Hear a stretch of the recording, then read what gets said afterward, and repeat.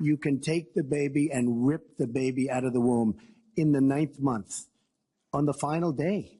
And that's not acceptable. Well, that is not what happens in these cases. And using that kind of scare rhetoric is just terribly unfortunate. You should meet with some of the women that I've met with, women I've known over the course of my life. This is one of the worst possible choices that any woman and her family has to make.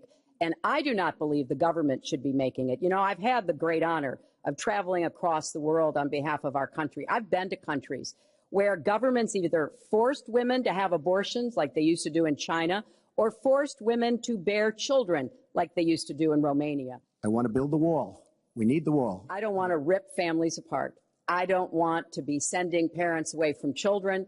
I don't want to see the deportation force that Donald has talked about in action in our country. But I want to put our resources where I think they're most needed, getting rid of any violent person, anybody who should be deported, we should deport them. When it comes to the wall that Donald talks about building, he went to Mexico. He had a meeting with the Mexican president, didn't even raise it. He choked and then got into a Twitter war because the Mexican president said, we're not paying for that wall. It used to be a bipartisan issue. Ronald Reagan was the last president to sign immigration reform, and George W. Bush supported it as well. Putin, from everything I see, has no respect for this person. Well, that's because he'd rather have a puppet as president of the United States. No puppet. And it's pretty clear. You're the puppet. It's pretty clear you won't admit that the puppet. Russians have engaged in cyber attacks against the United States of America, that you encouraged espionage against our people, that you are willing to spout the Putin line, sign up for his wish list, break up NATO, do whatever he wants to do, and that you continue to get help from him because he has a very clear favorite in this race. So I think that this is such an unprecedented situation. We've never had a foreign government trying to interfere in our election. We have 17 intelligence agencies, civilian and military, who have all concluded that these espionage attacks, these cyber attacks, come from the highest levels of the Kremlin, and they are designed to influence our election. I find that deeply disturbing, and I think it's time. She has no idea whether it's Russia, China, or anybody else. I am not quoting myself. No idea. I am quoting Hillary, you have no idea. 17 intelligence. Do you doubt 17 our military and civilian agencies? Well, yeah, he'd rather believe Vladimir Putin than the military and civilian intelligence professionals who are sworn to protect us. But here's the deal. The bottom line on nuclear weapons is that when the president gives the order, it must be followed. There's about 4 minutes between the order being given and the people responsible for launching nuclear weapons to do so. And that's why 10 people who have had that awesome responsibility have come out and in an unprecedented way said they would not trust Donald Trump with the nuclear codes or to have his finger on the nuclear button. I want us to have the biggest jobs program since World War II, jobs in infrastructure and advanced manufacturing. I think we can compete with high-wage countries, and I believe we should. New jobs in clean energy, not only to fight climate change, which is a serious problem, but to create new opportunities and new businesses. I want us to do more to help small business. That's where 2/3 of the new jobs are going to come from. I want us to raise the national minimum wage because people who live in poverty should not, who work full time should not still be in poverty. And I sure do want to make sure women get equal pay for the work we do. I feel strongly that we have to have an education system that starts with preschool and goes through college. That's why I want more technical education in high schools and in community colleges, real apprenticeships to prepare young people for the jobs of the future. I want to make college debt-free, and for families making less than $125,000, you will not get a tuition bill from a public college or university if the plan that I worked on with Bernie Sanders is enacted. That is a plan that has been analyzed by independent experts, which said that it could produce 10 million new jobs. By contrast, Donald's plan has been analyzed to conclude it might lose 3.5 million jobs. Why? Because his whole plan is to cut taxes, to give the biggest tax breaks ever to the wealthy and to corporations, adding $20 trillion to our debt and causing the kind of dislocation that we have seen before, because it truly will be trickle-down economics on steroids. I have costed out what I'm going to do. He will, through his massive tax cuts, add $20 trillion to the debt. Well, he mentioned the debt. We know how to get control of the debt. When my husband was president, we went from a $300 billion deficit to a $200 billion surplus, and we were actually on the path to eliminating the national debt. When President Obama came into office, he inherited the worst economic disaster since the Great Depression. He has cut the deficit by 2/3. So, yes, one of the ways you go after the debt, one of the ways you create jobs is by investing in people. You told me in July when we spoke that the problem is that President Obama didn't get to do enough in what he was trying to do with this stimulus. So is your plan basically even more of the Obama stimulus? Well, it's a combination, Chris. And let me say that when you inherit the level of economic catastrophe that President Obama inherited, it was a real touch-and-go situation. I was in the Senate before I became Secretary of State. I've never seen people as physically distraught as the Bush administration team was because of what was happening to the economy. I personally believe that the steps that President Obama took saved the economy. He doesn't get the credit he deserves for taking some very hard positions. But it was a terrible recession. So now we've dug ourselves out of it. We're standing, but we're not yet running. So what I am proposing is that we invest from the middle out and the ground up, not the top down. That is not going to work. That's why what I have put forward doesn't add a penny to the debt, but it is the kind of approach that will enable more people to take those new jobs, higher paying jobs. We're beginning to see some increase in incomes, and we certainly have had a long string of increasing jobs. We've got to do more to get the whole economy moving, and that's what I believe I will be able to do. Mr. Trump, even conservative economists who have looked at your plan say that the numbers don't add up, that your idea, and you've talked about 25 million jobs created, 4% over a 10-year period growth, is unrealistic. And they say, you talk a lot about growing the energy industry, they say with oil prices as low as they are right now, that's unrealistic as well. Our country is stagnant. We've lost our jobs. We've lost our businesses. We're not making things anymore, relatively speaking. Our product is pouring in from China, pouring in from Vietnam, pouring in from all over the world. There's only one of us on this stage who's actually shipped jobs to Mexico, because that's Donald. He's shipped jobs to 12 countries, including Mexico. But he mentioned China. And, you know, one of the biggest problems we have with China is the illegal dumping of steel and aluminum into our markets. I have fought against that as a senator. I've stood up against it as Secretary of State. Donald has bought Chinese steel and aluminum. In fact, the Trump hotel right here in Las Vegas was made with Chinese steel. So he goes around with crocodile tears about how terrible it is, but he has given jobs to Chinese steel workers, not American steel workers. If you become president, this country is going to be in some mess, believe me. I think it's really an important issue. He raised the 30 years of experience. So let me just talk briefly about that. You know, back in the 1970s, I worked for the Children's Defense Fund, and I was taking on discrimination against African-American kids in schools. He was getting sued by the Justice Department for racial discrimination in his apartment buildings. In the 1980s, I was working to reform the schools in Arkansas. He was borrowing $14 million from his father to start his businesses. In the 1990s, I went to Beijing, and I said women's rights are human rights.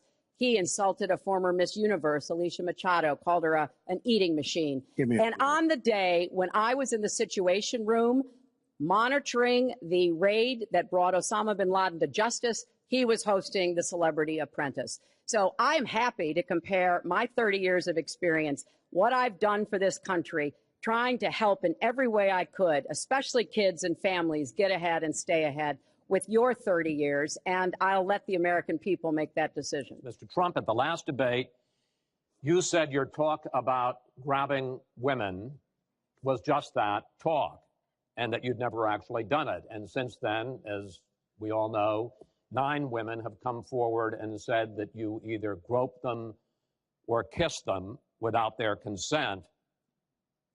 Why would so many different women from so many different circumstances over so many different years, why would they all in this last couple of weeks make up, you deny this, why would they all make up these stories? I didn't even apologize to my wife, who's sitting right here, because I didn't do anything.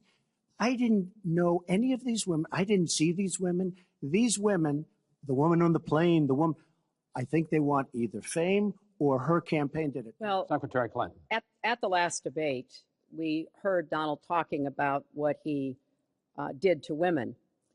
And after that, a number of women have come forward saying that's exactly what he did to them. Now, what was his response? Well, he held a number of big rallies where he said that he could not possibly have done those things to those women because they were not attractive enough for I did not them say to be that. assaulted. I did not say that. In fact, he went on to say... Her 2 minutes, sir, her 2 minutes. But did not say that. It's her 2 minutes. He went on to say, look at her. I don't think so. About another woman, he said, that wouldn't be my first choice. He attacked the woman reporter writing the story, called her disgusting, as he has called a number of women during this campaign. Donald thinks belittling women makes him bigger. He goes after their dignity, their self-worth, and I don't think there is a woman anywhere who doesn't know what that feels like. So we now know what Donald thinks and what he says and how he acts toward women. That's who Donald is. I think it's really up to all of us to demonstrate who we are and who our country is, and to stand up and be very clear about what we expect from our next president, how we want to bring our country together, where we don't want to have the kind of pitting of people one against the other, where instead we celebrate our diversity, we lift people up, and we make our country even greater. America is great because America is good. And it really is up to all of us to make that true now and in the future, and particularly for our children and our grandchildren. Mr. Trump. Nobody has more respect for women than I do. Nobody. Nobody has more respect. Please, everybody. And frankly, those stories have been largely debunked. And I really want to just talk about something slightly different. She mentions this, which is all fiction, all fictionalized, probably or possibly started by her and her very sleazy campaign. Well, every time Donald is pushed on something which is obviously uncomfortable, like what these women are saying, he immediately goes to denying responsibility. And it's not just about women. He never apologizes or says he's sorry for anything. So we know what he has said and what he's done to women. But he also went after a disabled reporter, mocked and mimicked him on national television. He went after Mr. and Mrs. Khan, the parents of a young man who died serving our country, a Gold Star family because of their religion. He went after John McCain, a prisoner of war, said he prefers people who aren't captured. He went after a federal judge born in Indiana, but who Donald said couldn't be trusted to try the fraud and racketeering case against Trump University because his parents were Mexican. So it's not one thing. This is a pattern of divisiveness, of a very dark and in many ways dangerous vision of our country, where he incites violence, where he applauds people who are pushing and pulling and punching at his rallies. That is not who America is. And I hope that as we move in the last weeks of this campaign, more and more people will understand what's at stake in this election. It really does come down to what kind of country we are going to have. Because what's happened in Haiti with the Clinton Foundation is a disgrace. And you know it, and they know it, and everybody knows Secretary Well, Clinton. very quickly, we at the Clinton Foundation spend 90% of all the money that is donated on behalf of programs of people around the world and in our own country. I'm very proud of that. We have the highest rating from the watchdogs that follow foundations. And I'd be happy to compare what we do with the Trump Foundation, which took money from other people and bought a 6-foot portrait of Donald. I mean, who does that?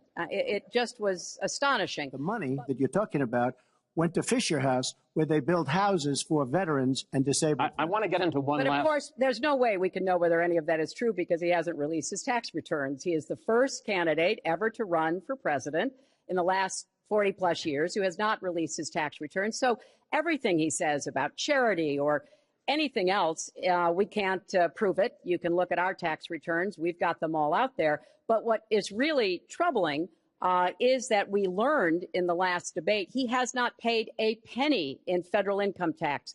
And we were talking about immigrants a few minutes ago, Chris. You know, half of all immigrants, undocumented immigrants in our country, actually pay federal income tax. So we have undocumented immigrants in America who are paying more federal income tax than a billionaire. I find that so let me just tell you very astonishing. Simply, we're entitled, because of the laws that people like her pass, to take massive amounts of depreciation and other charges, and we do it. You have been warning at rallies recently that this election is rigged and that Hillary Clinton is in the process of trying to steal it from you. Your running mate, Governor Pence, pledged on Sunday that he and you, his words, will absolutely accept the result of this election. Today, your daughter Ivanka said the same thing. I want to ask you here on the stage tonight, do you make the same commitment that you will absolutely, sir, that you will absolutely accept the result of this election? I will look at it at the time. I'm not looking at anything now. I'll look at it at the time. But, sir, there is a tradition in this country. In fact, one of the prides of this country is the peaceful transition of power, and that no matter how hard fought a campaign is, that at the end of the campaign, that the loser concedes to the winner, not saying that you're necessarily going to be the loser or the winner, but that the loser concedes to the winner and that the country comes together in part for the good of the country. Are you saying you're not prepared now to commit to that principle? What I'm saying is that I will tell you at the time. I'll keep you in suspense. Well, okay? Chris, let me respond to that because that's horrifying. You know, every time Donald thinks things are not going in his direction, he claims whatever it is rigged against him. The FBI conducted a year-long investigation into my emails. They concluded there was no case. He said the FBI was rigged. He lost the Iowa caucus. He lost the Wisconsin primary. He said the Republican primary was rigged against him. Then Trump University gets sued for fraud and racketeering. He claims the court system and the federal judge is rigged against him. There was even a time when he didn't get an Emmy for his TV program 3 years in a row, and he started tweeting that the Emmys were rigged against him. Should have gotten it. This is a mindset. This is how Donald thinks. And it's funny, but it's also really troubling. Okay. Now, that is not the way our democracy works. We've been around for 240 years. We've had free and fair elections. We've accepted the outcomes when we may not have liked them. And that is what must be expected of anyone standing on a debate stage during a general election. You know, President Obama said the other day, when you're whining before the game is even finished, it just shows you're not up to doing the job. And let's be clear about what he is saying and what that means. He is denigrating. He's talking down our democracy. And I, for one, am appalled that somebody who is the nominee of one of our two major parties would take that kind of position. Will you put U.S. troops into that vacuum to make sure that ISIS doesn't come back or isn't replaced by something even worse? Secretary Clinton, you go first in this segment. You have 2 minutes. Well, I am encouraged that there is an effort led by the Iraqi army, supported by Kurdish forces, and also given the help and advice from the number of special forces and other Americans on the ground. But I will not support putting American soldiers into Iraq as an occupying force. I don't think that is in our interests, and I don't think that would be smart to do. In fact, Chris, I think that would be a big red flag waving for ISIS to reconstitute itself. The goal here is to take back Mosul. It's going to be a hard fight. I've got no illusions about that. And then continue to press into Syria to begin to take back and move on Raqqa, which is the ISIS headquarters. I am hopeful that the hard work that American military advisors have done will pay off, and that we will see a really successful military operation. But we know we've got lots of work to do. Syria will remain a hotbed of terrorism as long as the civil war, aided and abetted by the Iranians and the Russians, continue. So I have said, look, we need to keep our eye on ISIS. That's why I want to have an intelligence surge that protects us here at home, why we have to go after them from the air, on the ground, online, why we have to make sure here at home we don't let terrorists buy weapons. If you're too dangerous to fly, you're too dangerous to buy a gun. And I'm going to continue to push for a no-fly zone and safe havens within Syria, not only to help protect the Syrians and prevent the constant outflow of refugees, but to frankly gain some leverage on both the Syrian government and the Russians so that perhaps we can have the kind of serious negotiation necessary to bring the conflict to an end and go forward on a political track. Bernie Sanders said you have bad judgment.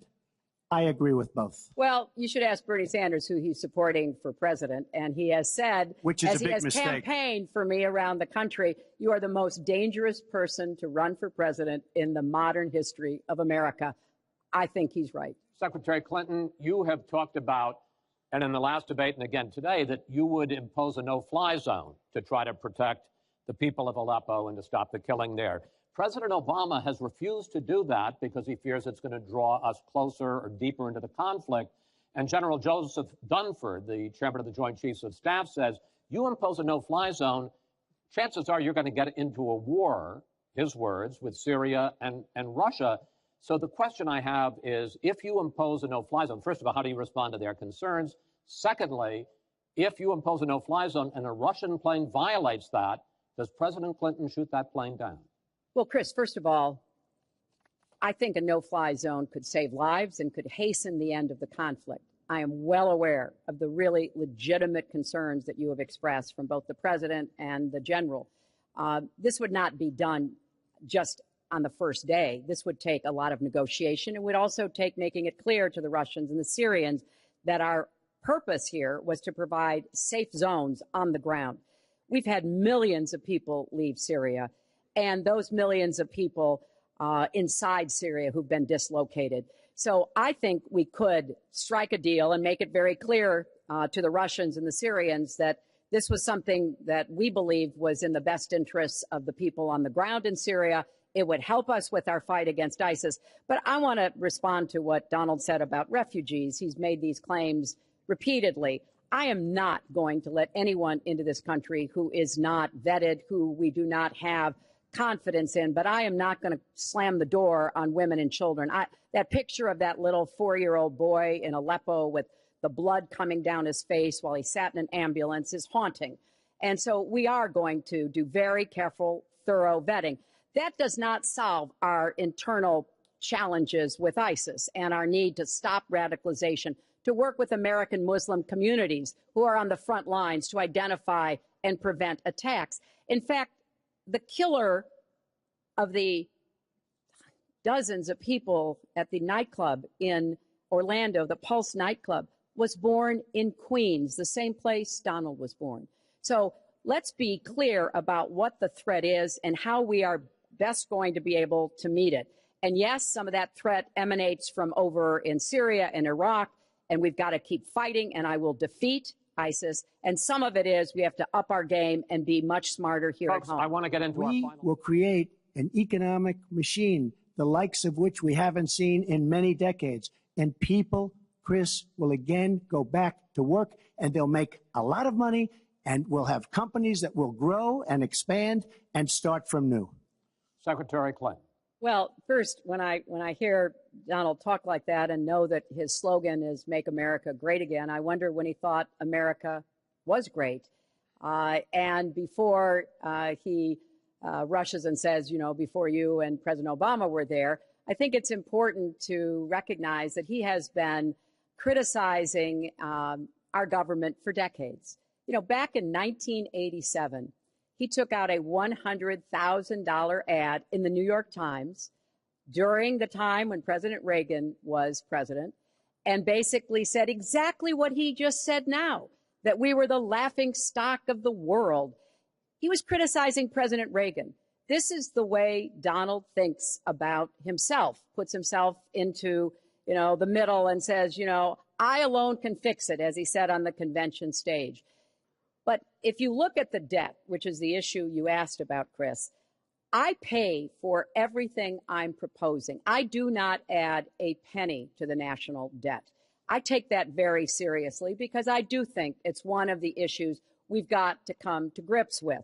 So when I talk about how we're going to pay for education, how we're going to invest in infrastructure, how we're going to get the cost of prescription drugs down, and a lot of the other issues that people talk to me about all the time, I've made it very clear we are going where the money is. We are going to ask the wealthy and corporations to pay their fair share. And there is no evidence whatsoever that that will slow down or diminish our growth. In fact, I think just the opposite. We'll have what economists call middle out growth. We've got to get back to rebuilding the middle class, the families of America. That's where growth will come from. That's why I want to invest in you. I want to invest in your family. And I think that's the smartest way to grow the economy, to make the economy fairer. And we just have a big disagreement about this. It may be because of our experiences. He started off with his dad as a millionaire. I started off with my dad as a small businessman. We've heard this before. I think it's, it's a difference that affects how we see the world and what we want to do with the economy. Because at this point, Social Security and Medicare are going to run out. The trust funds are going to run out of money. Will you, as president, will you consider a grand bargain, a deal that includes both tax increases and benefit cuts to try to save both programs? Well, Chris, I am on record as saying that we need to put more money into the Social Security Trust Fund. That's part of my commitment to raise taxes on the wealthy. My Social Security payroll contribution will go up, as will Donald's, assuming he can't figure out how to get out of it. But what we want to do is to replenish the Social Security Trust Fund by making sure that we have sufficient resources. And that will come from either raising the cap and or finding other ways to get more money into it. I will not cut benefits. I want to enhance benefits for low-income workers and for women who have been disadvantaged by the current Social Security system. But what Donald is proposing with these massive tax cuts will result in a $20 trillion additional national debt. That will have dire consequences for Social Security and Medicare. And I'll say something about the Affordable Care Act, which he wants to repeal. The Affordable Care Act extended the solvency of the Medicare Trust Fund. So if he repeals it, our Medicare problem gets worse. What we need to do is go after the long-term health care drivers. We've got to get costs down, increase value, emphasize wellness. I have a plan for doing that, and I think that we will be able to get entitlement spending under control with more resources and smarter decisions. This is the final time, probably to both of your delight, that you're going to be on a stage together in this campaign. I would like to end it on a positive note. You had not agreed to closing statements, but it seems to me in a funny way that might make it more interesting because you haven't prepared closing statements. So I'd like you each to take it. We're going to put a clock up, a minute, as the final question and the final debate to tell the American people why they should elect you to be the next president. This is another new mini segment. Secretary Clinton, it's your turn to go first. Well, I would like to say to everyone watching tonight that I'm reaching out to all Americans, Democrats, Republicans, and independents, because we need everybody to help make our country what it should be, to grow the economy, to make it fairer, to make it work for everyone. We need your talents, your skills, your commitment, your energy, your ambition. I've been privileged to see the presidency up close. And I know the awesome responsibility of protecting our country and the incredible opportunity of working to try to make life better for all of you. I have made the cause of children and families really my life's work. That's what my mission will be in the presidency. I will stand up for families against powerful interests, against corporations. I will do everything that I can to make sure that you have good jobs with rising incomes, that your kids have good educations from preschool through college. I hope you will give me a chance to serve as your president. Now the decision is up to you. While millions have already voted, Election Day, November 8th, is just 20 days away. One thing everyone here can agree on: we hope you will go vote. It is one of the honors and obligations of living in this great country. Thank you and good night.